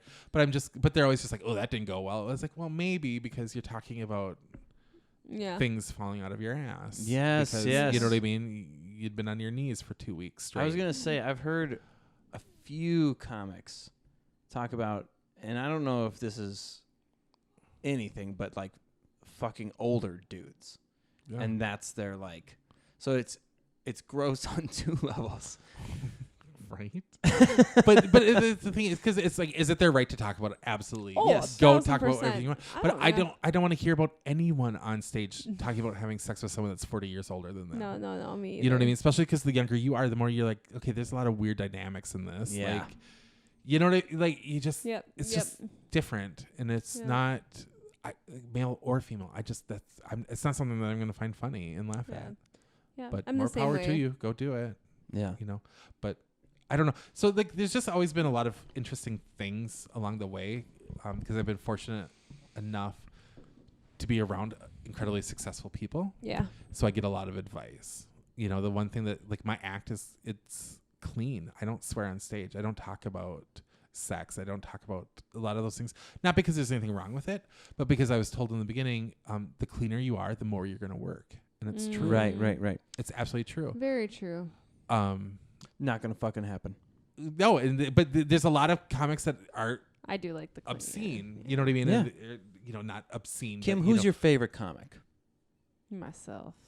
Come on, who is it? Jason Schommer. Son of a. Another one. Another one falls into my Biggest fold. fan. I don't know. It's Ali Wong. I mean, I didn't. You stopped I that. like her. I didn't like. You the wanted. last You were one. dying to go to her show. Yeah. You were so excited. You loved her first special, her second special, and she is filthy. She's pretty filthy. Yeah. It's just harder to succeed. But then there's on that level. But it then absolutely there's when they try too hard to be filthy and you can feel it. I don't like that. Well, I'm not gonna drop and names on that's that. a different thing. That's when people think the only way to be true to myself is to make the audience work. I want to put you guys to work by saying the most fucked up shit I can possibly say. But the thing is this, it's like, okay, so do I want to, well, one, you just have to be true to who you are, or else nothing's going to resonate. You get what I'm clean or saying, filthy. though, like where people Absolutely. like. But like the thing is like, so it was like, okay, be clean, because Louie talks about it. He would do dirty jokes in the beginning, and someone pulled him aside. They're like, if you do your family stuff, you're going to become a huge star. Wow. And he thought about it, and he was like, all right, let's try it. And the more he did the family stuff and the less he did the dirty stuff, the more he was booked. Yeah. You can't go on TV for the most part with a dirty set. Right. You just can't. So a lot of times there'll be bookers that'll be watching a comic and they're like, well, they were hilarious, but I can't book it because none of the jokes will work on TV. None. And so they miss that opportunity for exposure. Do I want to be going to an open mic night every night and doing filthy, completely raunchy material, which again, more power to him? Or do I want to go do a corporate and get paid $1,200? Yeah. Yeah. And so it becomes, you start to weigh it out. You know what I mean? And I think if you're smart about what you're doing, as you're going up, you're not painting yourself in the corner. Does that make sense? Yeah. I could probably get up on stage and swear and do whatever. But at this point, like, I've built enough equity with people that it would be okay. Yes, I get what you're saying. Does that make sense? Yeah. Like Versus Jim Gaffigan has been going around lately, and he's sick of people constantly bringing up the fact that he's clean. So he's doing interview after interview after Mm-hmm. podcast after podcast, swearing up a storm and Right. getting it all out. Just getting it Because all. he's so sick of people being like, oh, so you're like super clean. Are you religious too? You got a bunch of kids. And he's like, I'm just a fucking guy. I don't Right. swear on stage. Doesn't mean that Yeah. I am like constantly that person. Like, That's like me. I cuss like on the regular, but I'm a nurse and I have to show a professional presence, so I don't swear with my patients. I'm not like, yeah, fuck that shit. And people don't have that perspective all the time either. As a comedian, like comedy is a job. Performing is a Right. job. Yeah, yeah. Like, I mean, it's not for everyone, but you know, like you wouldn't do it at work. So why? I would go you in do my it? office and I drop some F-bombs Right, and some absolutely. GDs and all that, but I'm not going to sit there with a patient and be like, tell me about your fucking day. Well, I mean, are you going to be standing there at, the mall at Target in line and cursing a blue streak? Probably not, because, like, for example, I was at the state fair at Belinda Carlisle, right? okay. Oh. And there was a family directly in front of me with 2 young girls, and a drunk girl wandered over who didn't even know who's performing, but she just was so excited for the show, even though she had to ask us numerous times who was performing. I know, one of those. And Bitches. right. How do you not know who Belinda Carlisle is? Yeah, yeah. And if you don't, get out. Give me some cheese curds. Get and out let of me here, watch because there's the a show. fan that needs to be let in. I do get snotty like that when I'm at shows and you notice the person next to you is not singing along and you're like, get out of the way. I know Right, all yeah. these damn lyrics. don't I even know need to none be of in the it. front. And I can do the choreography. Yeah. Oh, But her friends showed up and they were just like, F this, F that, F, F, F, F, F, F, F, F, F. And finally the mom just she's like, enough. Like, you are literally 6 inches from these 2 little girls. Like, just enough. Yeah. And Well, that's, yeah. and so it's just one of those things. It's like, if you're not that way in real life, why be that way on stage? It's not authentic to who you are. yeah. See, that's what I was just going to say. Chris is a trash panda. But I have But a way of that's okay. sincere. I've said it a billion times. I think the most important thing in the world is sincerity. Mm-hmm. So I sincerely let people know who I am. So I'm not like, hey, but Well, I'm it's about authentic to to who you are. eat this fucking sandwich. But like I curse in ways where I'm like I can't believe I fucked that up. And and so it lets them know that my guard will be down for you because I want you to know that I'm, I genuinely want you to know that I didn't want that to happen. I didn't want to mess up that report or whatever it may be. Like, so in any environment, shooting weddings, I'm at work, I do not curse in front of kids. That's not fair to them because they don't have a say in that. Like, but yeah, in my everyday life, I have this sincere way of letting people in and knowing, so it doesn't seem abrasive. Well, but if you're doing it in a way that's authentic to you, that's one thing entirely. But I think we've all seen comedians on stage who just get up there and curse a blue streak out of fear or panic, and they'll drop a million F-bombs, and they'll get a laugh because it's that awkward shock laughter, not because it's a good joke. Right. And so then they go to another club or venue or whatever, and they do it, and it doesn't go well, and they don't understand what happened. It was just like, well, it was the audience reacting. Mm-hmm. You know what I see more of that loses the crowd super quick? People who go to open mics where it's mostly people their age, and then they go to a different open mic where anybody could end up there, and they start ripping on people older than them, especially when it comes to abortion and stuff like that. And they say, these fucking old white guys that are in there, Right. you can just feel the audience's assholes tense up. And not in a good way. no, not because if you're younger and you know that the person sitting next to you is older, and you're like, but you as an audience member are like, I wonder how he feels about this. And on top of that, if you're that older person, you're like, I don't think that way. Why do you have to do that thing to me? It's like, people get mad for being generalized and lumped into a group, and then they get on stage and they do it to that audience. Oh, And it's absolutely. just because there's someone that's, 50 years old sitting on the audience, it doesn't mean that they're not, necessarily opposite political views than you. Right. or whatever the case may be. So it's an interesting thing. I think it stems from a place of arrogance. Yeah, I think a lot of times on the performers. Well, when you're a performer, I think there's people who think that you're there to push the envelope, and then from that you're going to break ground and enlighten people. But here's the thing, this is what I've discovered and has been my experience, and I can't say for everyone. So many comics when they're starting, they want to be the next George Carlin or the next Mitch Hedberg. Do you know what I'm saying? Yep. But there's only going to be one of them ever. Yeah. Ever. No matter how good you are, you will still never be George Carlin. Yeah. So everyone tries to be very provocative right out of the gate, but they don't even really know their own voice yet at the time. Yeah. And that's the problem with it. Like, you have to figure out who you are to figure out what you want to say. Yes. Oh, so Tony Hinchcliffe has a show called Kill Tony. It's a podcast. It's basically an open mic podcast. Mm-hmm. You get 60 seconds to tell jokes in front of huge comedians. Mm-hmm. Tiffany Haddish has been a guest on there. Tom Segura, Bert Kreischer, big fucking names will be on stage, and you get your name drawn out of a bucket, and then you have to try and tell 60 seconds worth of jokes. And Tony Hinchcliffe's, he's the host.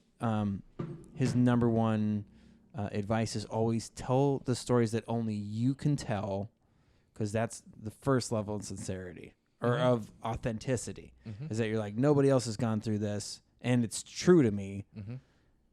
And then, don't try to force it on people. If it doesn't feel natural to you, trying to force it that's gonna sound like you're forcing it.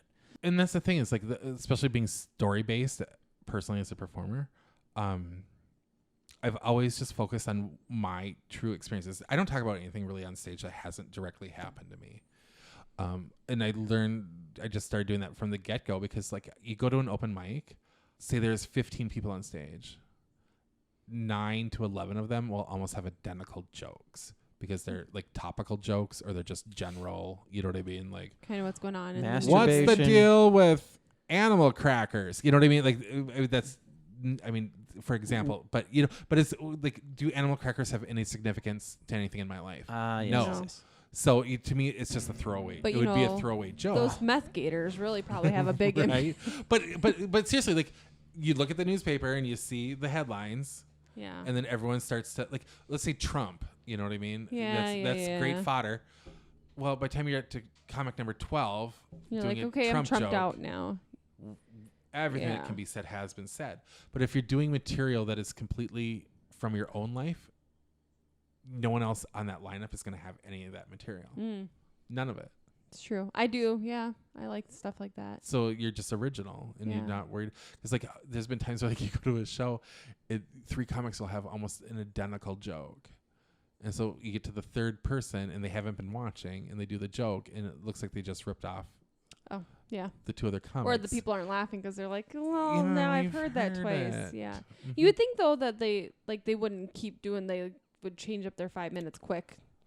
No, I guess I don't do stand-ups. I don't know how. One would think, but I think for a lot of people, new material, it's scary. It's scary to do, because it's easy to find what works and just keep doing that. Yeah, because it works. You get good laughs, and the timing's right, and you're not going long, and all these sorts of things. So I think it's sometimes hard to get that new material and to take that leap.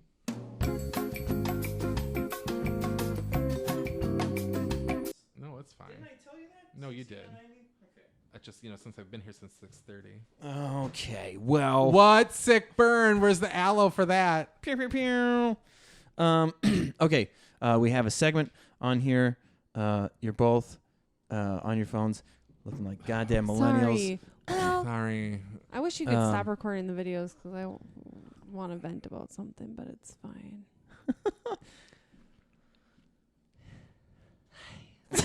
I think if the camera could have caught your eye roll. Yeah, it was that was intense. So we have a segment on here, Jason. Okay. I'm pretty excited about it's this. Called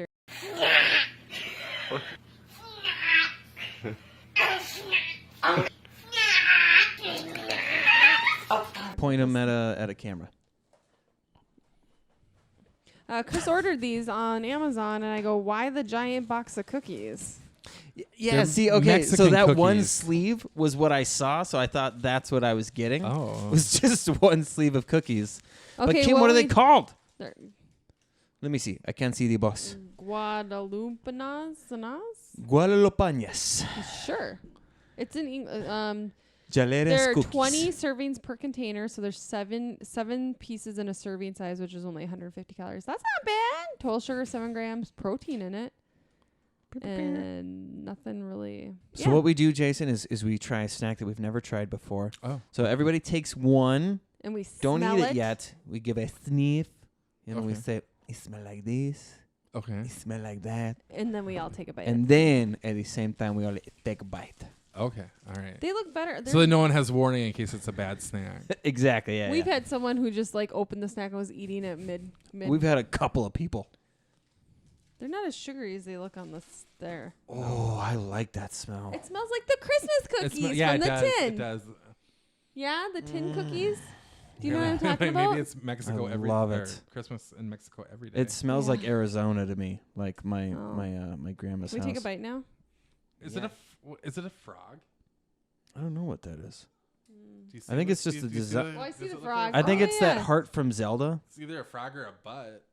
I like the butt idea. I want better. those butt cookies. Look at and that's the butthole right That's there. as dirty as I get. Now you went too Janice, grab me some of the Mexican 'Kay. butt cookies. far. All right. Mexican butt cookie. Okay.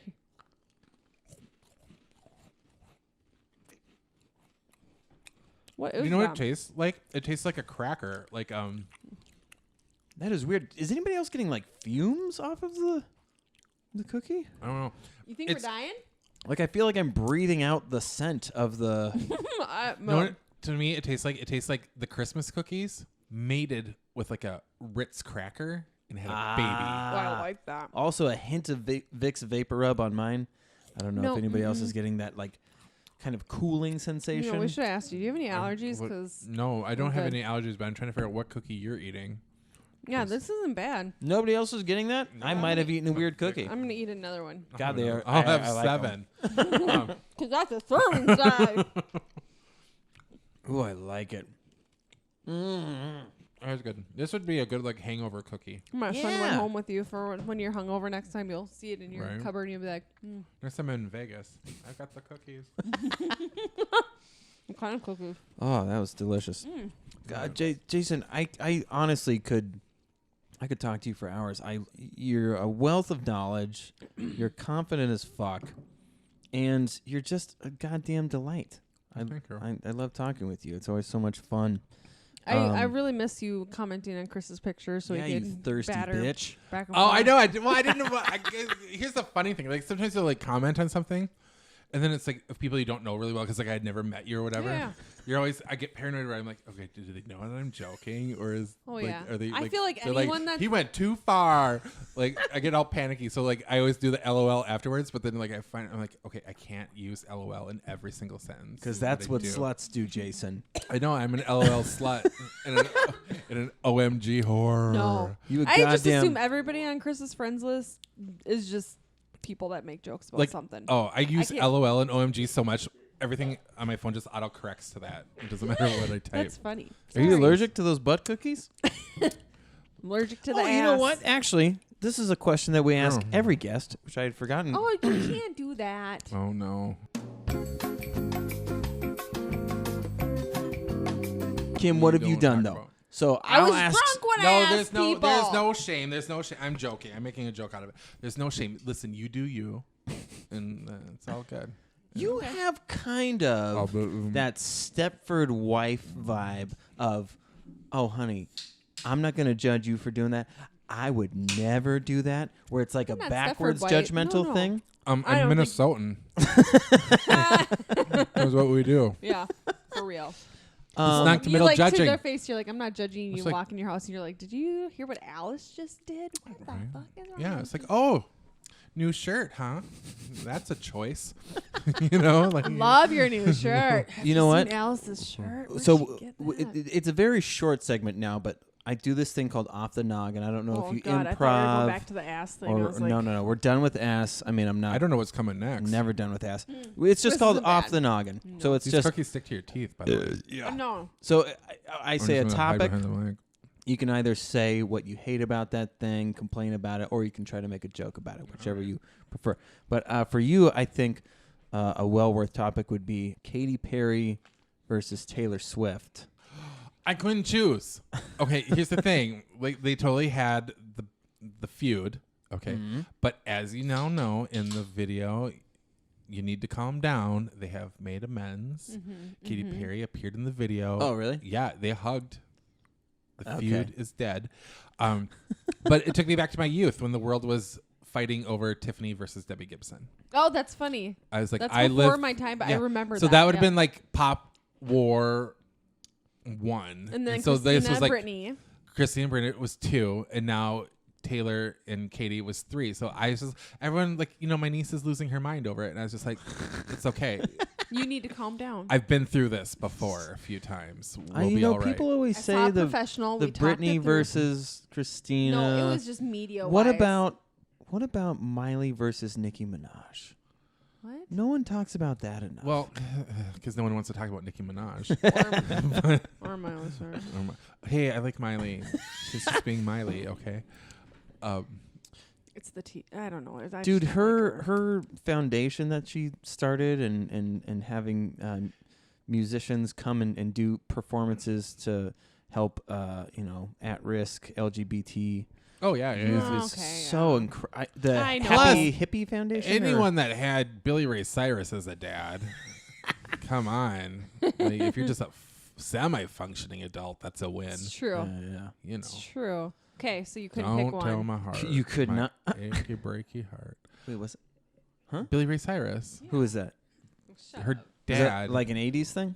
No, it's not an 8. You're a monster. Gather around, kids. Let me tell you about the 80s. No. Google it. I know who he is. Sure you do. I'm not that good young. cover. I'm 32. Oh, I remember 32. That was a good year. God. Was Barely that remember it. pre or post Billy? I was young when Billy was popular. No. I was talking about. Bill with Oh, the the other heroin Bill. needle. Drug Bill. No. That was, yeah, no. I'm doing the math in my head. Oh my God, math is hard. I mean, you did push your final back for your math, so I know, right? Like, who needs math? call back. Look at that. You're like the Wonder Twins activate in the form of callback, in We the form of fucking laughter. support each other. Do you remember here. the Wonder Twins? Yes! Is that, all right, I don't Form know. of water. I know, like everyone was. I was either ice or like not ice. Yeah, 'Cause exactly. that's Yeah. how it could be. The other one got options. That could be any animal in the world. Like, yeah. right? Form of squid. Squid, right? Form of ink. And then the I sister. told you don't be frozen when I'm a squid. The Wonder Twin fights that were not aired. Oh, they're the best. I love Katy Perry. I like Taylor Swift. I do too. Yeah. So I'll tell you the Katy Perry story. I have not met Taylor Swift, but I have met Katy Perry. She came to the radio station. This was 2 stories, but they're connected. Okay. Katy Perry came to the radio station before she was Katy Perry. Like I before saw her at fir- Warped Tour before she was Katy Perry. Yeah, well, it was before her album even came out. Oh, wow. Like she was a brand new artist. The song "You're So Gay" was just starting to get a little bit of like traction. No one had heard of her. No one. There Is was this even when a she was video in New York then?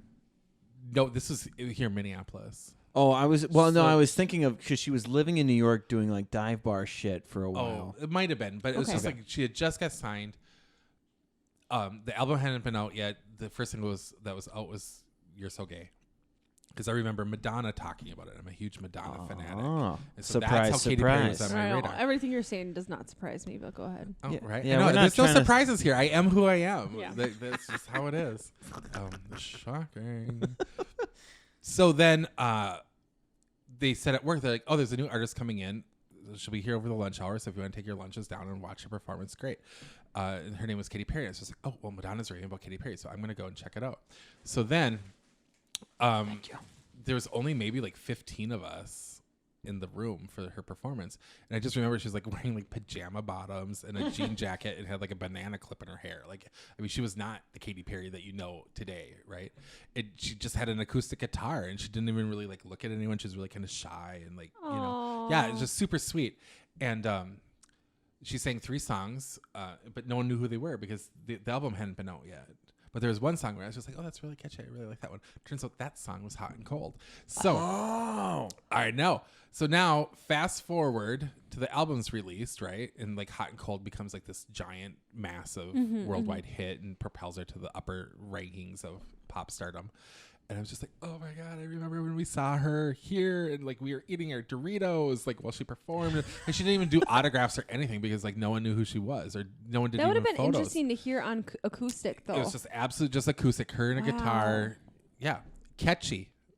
Both versions. So now she comes back after she's a huge star. She's going to do another KDWB Sky Room performance. Because she was performing at First Avenue. Because she was booked at First Avenue even... Like she was tied to performing there, even though she was bigger than that venue because of contracts. Same thing happened with Lady Gaga. Lady Gaga blew up big time, but she was still locked into a contract. I think at was it the Fine Line? Oh, like that. Whoa! Yeah. So I saw Lady Gaga in like this like room of like like literally like she was right there, 70 feet from the stage. Yeah. Because and then all of a sudden like she launched the big arena tour like within 9 months of their fulfilling those dates. Anyways, Katy Perry. So she comes back. She's a huge star. It's completely packed. Standing room only.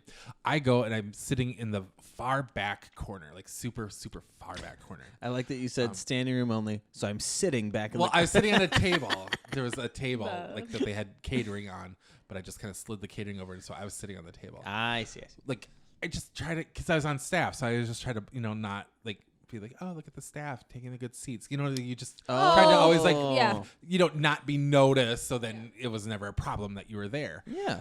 See, it's all workings, how you work it. And so she was performing and, she did a song and, it was great. And then she's just like, okay, you might know this next song and Hot and Cold. And I'm like, that's my jam. Like, like obsessed with that song. So you stood up on that table. Not on the table, but I stood up. And I was dancing in the corner, kind of like all this sort of stuff, you know what I mean? Whatever. I'll never forget it because she was up there performing and she's like doing, these things to the side and this. And she's all of a sudden she goes, and she saw me dancing in the back corner, right? Like an idiot. So she's like, because they had video of this performance. So she's like performing. You see the moment of recognition where she's like, oh, who's that weirdo? And so afterwards, I hang back for the meet and greet part of it because I always just go at the end because then I'm not taking up anyone's time. That's a listener or whatever. And I get up to her and she goes, oh, it's you. And I'm like looking at her, she goes, you like that song Hot and Cold, huh? And I was just like, oh, you saw that? She's like, couldn't miss it. And so I was just like, yeah, that was me. I go, song makes my heart grow 3 sizes. Aww. And she put her hand on my chest and she goes, this heart? And I was just like, that heart, which will now never be washed. And so anyways, she signed my CD and all this other stuff. And so I go back to the desk. But I had told her, I go, I was here a year ago when you were performing for the very first time. She's like, oh my gosh. She goes, I remember that performance. I go, yeah, I was here. She goes, isn't it crazy what can happen in a year? And I was just like, yeah, I'm still the receptionist. And so crazy. At that moment. You went from no one to massive global icon, and I was receptionist and still receptionist. Parallel lives, Katie. And so, anyways, she comes out, and I was sitting at my desk, and she walked through the lobby area, and my screensaver was me and Kathy Griffin. Oh. And she goes, oh my God, Kathy Griffin. I love Kathy Griffin. She goes, I can't believe you met her. And I go, you haven't met her? She's like, no, I haven't met her. And I go, well, I've met her. She's like, yeah, I see that. And I go, she's awesome. And so I told her the story of when Kathy Griffin gave me a shout out in her performance because I was on her chat board, which that's a whole different story. So Katie was jealous of my Kathy Griffin experience. She's like, I live for the D-list. I go, that's one of my favorite shows. And so we're like bonding over this. And I go, well, just so you know, Katie, you're going to be my next screensaver. And there's only been 3 screensavers that I've ever had. Me and Kathy Griffin, me and Dolly Parton, and now me and you. She goes, oh my God, you met Dolly Parton? I go, yeah, I met Dolly Parton. And she goes, I love Dolly Parton. I go, yeah, she's amazing. She goes, I have fake Dolly Parton in my next music video, which is Waking Up in Las Vegas. Such a good song. And Katie goes, she goes, the big hair, the dress. She goes, big titties. And I go, Katie, we don't say that word. And so she's like, sorry. And so, because I was like, we're at work. We don't, that's an HR issue. Yeah. And so, so we're like laughing and talking or whatever. And so she goes to leave. And as she's getting into the elevator, I go, bye, Katie. And she goes, bye, Jason. Like, she knew my name, like, legit. And the elevator is closing. I go, best friends forever. And she popped back out. And she goes, and a day. Oh, my God. I So love then Katy Perry. I looked at the CD that she signed, right? Because I was going to put it in my bag because I just had it sitting on my desk because I didn't look at it. And she wrote on the cover, she goes, to my tiny dancer, Jason. Oh. It was great to see you again. Love, Katie.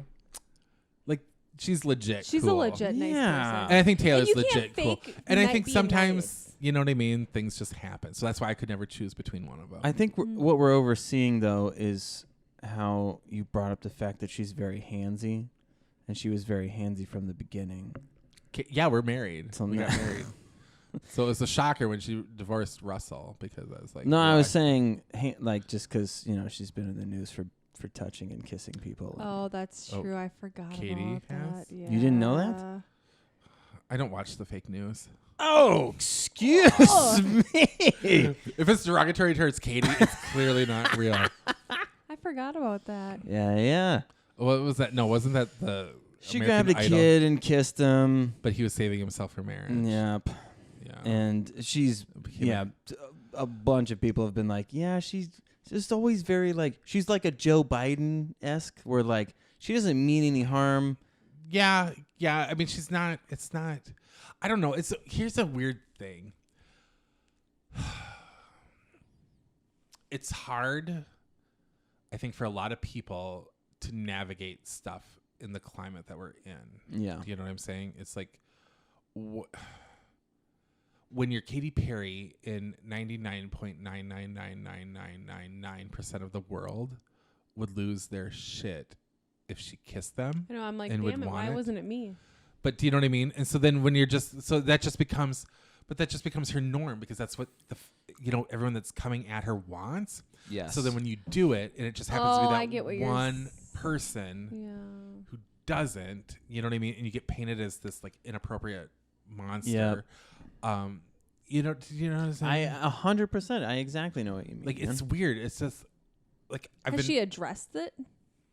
I don't know. I don't remember. I think she more or less was like, I think because she knows that she wasn't ill-intentioned, was just very like dismissive about it, which again, in the climate, people who are like, we want the Me Too movement to be taken seriously, but if women are going to act this way, then it delegitimizes what we're going through. Oh. So people were very offended at the fact that, and up in arms because it's like, because then you have asshole meninists or whatever they're called, male, like anti-feminist. I don't know what the fuck they're called, but like male empowerment. Mm-hmm. Like, if there can be feminists, then there can be male feminists, like being for us. I don't know why I can't think of the fucking term. But anyways, those assholes will then go and be like, oh, see, you guys don't fucking shame her or try to throw her in jail. So they try to call double standard and make it this thing. Yeah, but I don't know. I guess I just view a lot of it differently in the sense that like, Well, you're preaching to the choir, bro. There's just it's not always all or nothing. Yeah. And so to be like, well, Katy Perry kissed a guy, so now we can use that as an excuse to negate the Me Too movement. You can't compare that to Louis C.K. jacking off onto his own stomach in front of women. It's not the same it's not thing. the same thing. It's like, was it unfortunate? Yes. Is that kid probably destroyed for the rest of his life? Probably not. You know what I mean? I don't know. You know what I mean? Like, I'm sure he's probably... I don't know. I guess I would assume he might have moved past it right now, but the world's not letting him sort of thing. Yes. Yep. 100%. He had people constantly saying, how do you feel about that? Yeah. What was, she robbed that from you, and like using terms that makes them feel like, oh, wow, yeah, they did. Yeah, because not to negate what it meant to him, Yeah. But I think there's just different levels to things.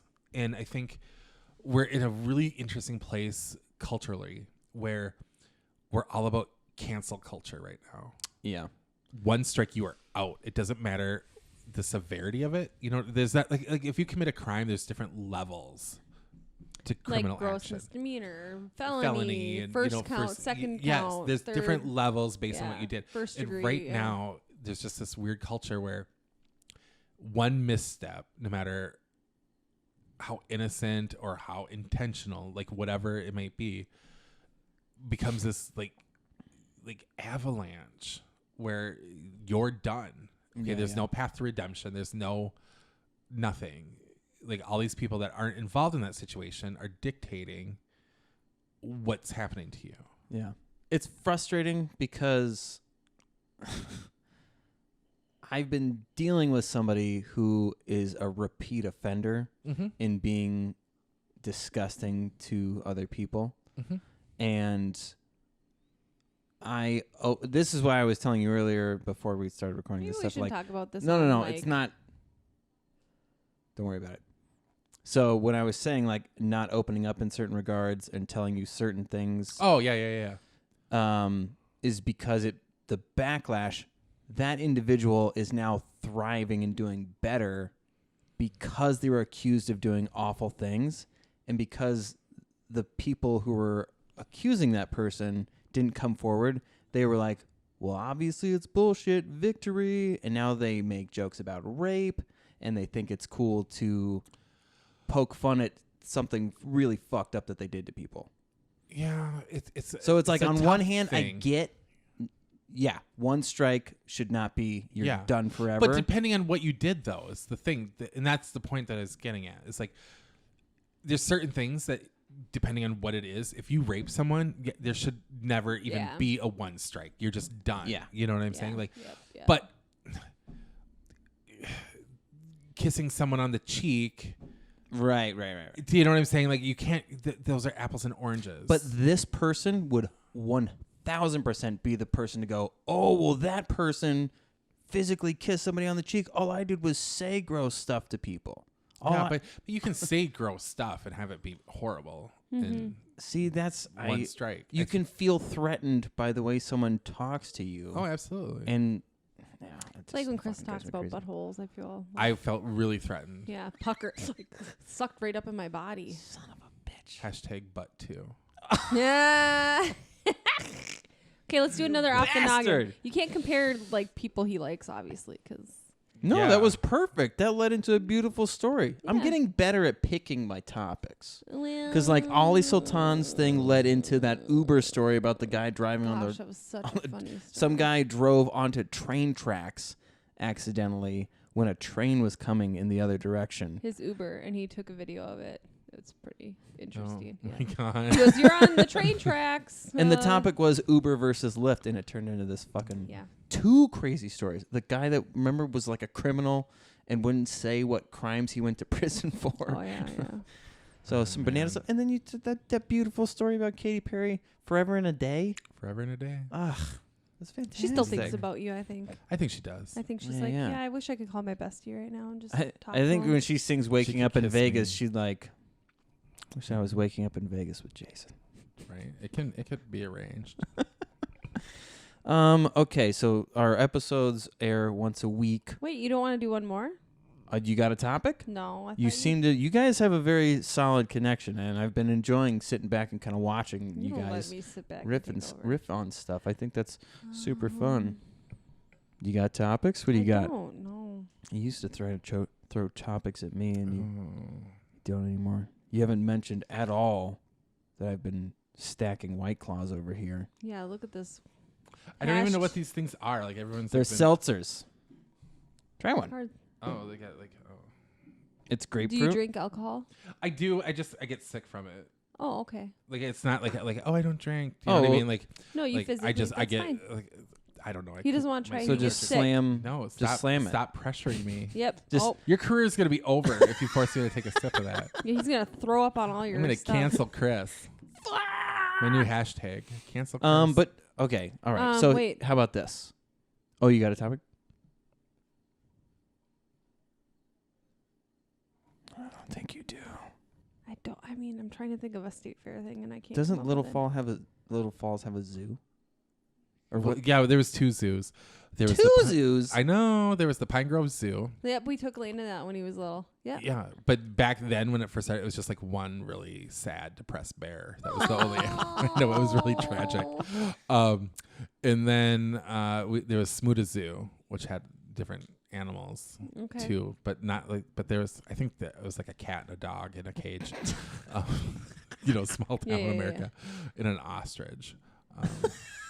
Why is there always an ostrich? Always. I don't know. Like, oh my God, once we were on a family road trip and my niece was a baby. Well, I mean, not an infant, but like, toddler. Yeah. And we stopped at a Dairy Queen and it was the Dairy Queen. And then like in the yard of the Dairy Queen was an ostrich in like a big fenced in circle. It was a weird, like, Stop it. I'm not, no joke. And I remember taking my niece Isabella over to look at the ostrich, and we got kind of close to it, and the ostrich was just looking at us. All of a sudden, the ostrich just like freaked out and started like making these crazy sounds, and like its mouth like it just went. It was like jamming. They're against not the nice. fence. No, and my niece, I mean, she was so terrified, she literally shook, and then she peed.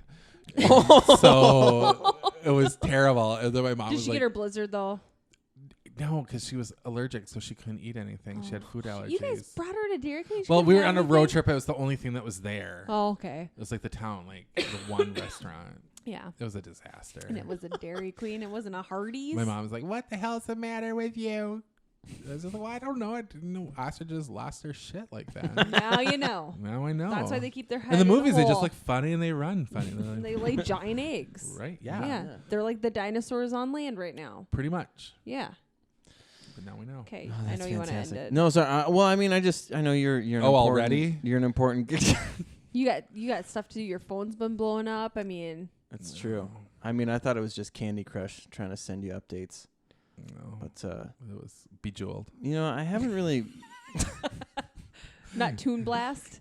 Is Those- that those- the that was Ryan game. You Reynolds one? kids in your games. Back in my day, we had Bejeweled. Back in my day, we had Snake. You hit the big time if you got 5 rubies in a row.